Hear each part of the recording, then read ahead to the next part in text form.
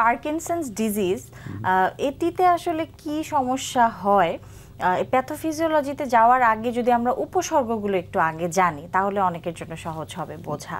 ধন্যবাদ।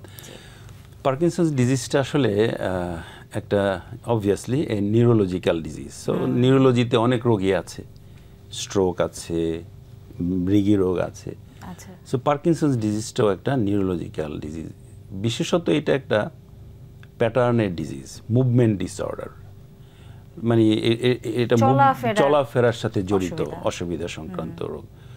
সো পৃথিবীতে যত মুভমেন্ট ডিসঅর্ডার আছে দুই ধরনের, একটা হচ্ছে বেশি মুভমেন্ট ডিসঅর্ডার, বেশি মুভমেন্ট সংক্রান্ত, একটা কম গতির রোগ। লাইক মনে করেন সো এটা হলো কম গতির, আর বেশি গতির হলো লাইক এটা হচ্ছে ডান্সিং মুভমেন্ট টাইপ। আচ্ছা। সো পার্কিনসন্স ডিজিজটা হচ্ছে কম গতির মুভমেন্ট ডিসঅর্ডার।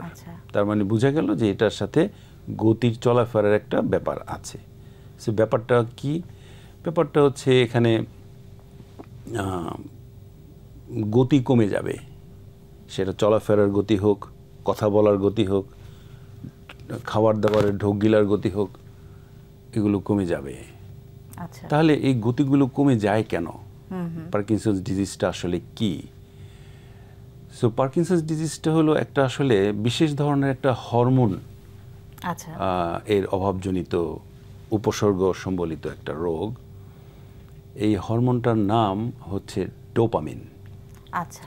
ইউজুয়ালি মানুষ এটাকে আনন্দের হরমোন বলে জানে, লাইক হরমোন অফ জয়। অর্থাৎ আমরা যখন আনন্দিত হই বা খুশি হই তখন এই হরমোন সিক্রেশনটা আসলে বাড়ে, মানে এই হরমোন সিক্রেশন হওয়ার কারণে আমরা এক্সাইটেড হই। যেমন ধরুন আমি বলি যে এটা একটা এখানে ব্ল্যাক টি আছে না, অথবা ধরুন কফি আছে, তো আমরা একটু কফি খেলে কি হয়, একটু নিজেকে একটু চাঙ্গা লাগে না? কারণ হচ্ছে এই কফিটা গিয়ে ডোপামিন সিক্রেট করে, তখন আমরা একটু ইজি ফিল করি, একটু গতি বাড়ে আমাদের কাজে কর্মে, এক্সাইটমেন্ট ফিল করি। সো মস্তিষ্কের মধ্যে কয়েকটা পার্ট থাকে, সামনের মস্তিষ্ক, মধ্য মস্তিষ্ক, পিছনের। সো মধ্য মস্তিষ্কে একটা বিশেষ ধরনের জায়গা আছে। সো যখন রিসার্চার কিংবা ধরেন মেডিকেল স্টুডেন্টরা স্লাইড করে না, স্লাইড করে ব্রেন দেখে না, সো ওই বারবার ওই জায়গাটা কালো দেখায়। তো ডাক্তার একটু রসিকও বটে, তো একেবারে ওই জায়গাটার নাম ওভাবেই দিয়ে দিল, ঠিক আছে কালো যেহেতু এর নামই দিলাম কালো পদার্থ। সো ওই সাবস্টেন্সিয়া নাইগ্রা মেডিকেল টার্ম, ওই সাবস্টেন্সিয়া নাইগ্রা থেকে ডোপামিন বের হয়। এই ডোপামিন আমাদের অনেকগুলো কাজ করে।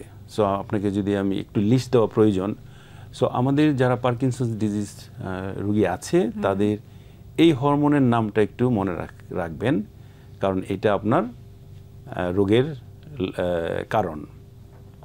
নামটা ইংরেজি, মনে রাখা একটু কঠিন, কিন্তু আমি আবার রোগীদেরকে বলি যে ধরুন আমাদের নবীন একটা খেতাব ছিল না আলামিন, তো আলামিন ডোপামিন ওভাবে একটু ম্যাচ করে মনে রাখুন, মনে রাখা প্রয়োজন। যেমন আমরা ডায়াবেটিস হলে কি হরমোনের অভাব হয়? ইনসুলিন, সবাই জানে ও ইনসুলিন, তো এই নামটাও পরিচিত হওয়া প্রয়োজন। যেহেতু বাংলাদেশে পার্কিনসন্স ডিজিজ রোগটা আনডিটেক্টেড, কিন্তু রোগটা আছে, কিন্তু অবশ্যই আছে। তো আমি যেখানে যাচ্ছিলাম যে ডোপামিন হরমোন কি কি কাজ আছে আসলে? অনেকগুলো কাজ, যেমন আমরা যদি দুইভাবে সাজাই, যেমন মাংসপেশি সংক্রান্ত কাজ আর মাংসপেশি ছাড়া কাজ। আচ্ছা। তো মাংসপেশি সংক্রান্ত কাজের মধ্যে যেমন এই যে আমি আমার হাত পা নাড়ছি, ডোপামিনটা ঠিক হাত পা না, এটা ইন্সপাইরেটর হিসেবে কাজ করে ডোপামিনটা। তাহলে আমার গতি ঠিক থাকবে, আমার কোনো কাঁপুনি হবে না, আমার মাসেলগুলো গতির অভাবে রিজিড হয়ে যাবে না, আর মোস্ট ইম্পর্টেন্টলি আমার হাঁটা চলা খুব সুন্দর হবে, স্বাভাবিক হবে, আমার ব্যালেন্স ঠিক থাকবে, হাঁটার গতি ঠিক থাকবে, হাঁটার সময় দুই হাতের মুভমেন্ট ঠিক থাকবে। এই গেল মাসেল সংক্রান্ত ডোপামিনের কাজ। ডোপামিন কিন্তু আমাদের শরীরের যত জৈবনিক অ্যাক্টিভিটি আছে যেগুলো আমরা আসলে অ্যাওয়ার না, সেগুলোর উপরও কাজ করে। যেমন ধরুন ব্লাড প্রেশার, হার্ট রেট, এগুলোকে মেনটেন রাখে। প্লাস মনে করেন আমাদের স্বপ্ন, আমাদের ঘুম, মেজাজ, আমাদের মেমোরি, তারপর আমাদের এই যে আমরা এখন কিন্তু আমাদের নাড়ি ভুঁড়ি চলছে, এই যে নাড়ি ভুঁড়ি চলছে এটার গতি আমাদের বাংলা ভাষায় বলি যে পেশাব করা, পায়খানা, এগুলোর যে একটা গতি প্রয়োজন, সেগুলিও ডোপামিন মেইনটেইন। সমস্ত কিছুর যে একটি প্রভাব আসলে পুরো শরীরের উপরেই আছে। রাইট। তাহলে আমি কেন এত কথা বললাম, কারণ হচ্ছে ডোপামিনের যেহেতু অভাব হয়, এর প্রতিটি ক্ষেত্রেই এটার এফেক্ট পড়বে, বাধা সৃষ্টি হয়। রাইট।